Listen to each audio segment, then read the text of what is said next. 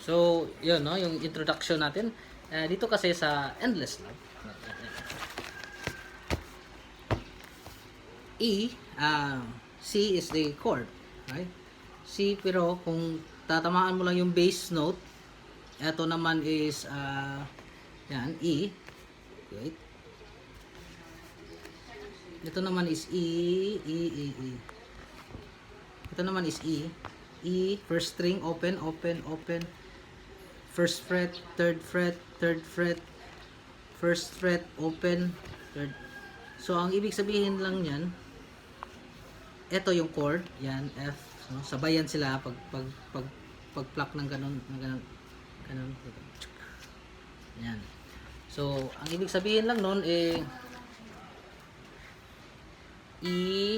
F, E, E, F, G, F, E, G.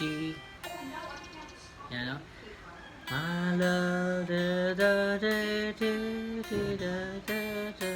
Pagsabayin na yung dalawa, yan. Well, yan, no? So, hopefully, yan yung jump start natin. So,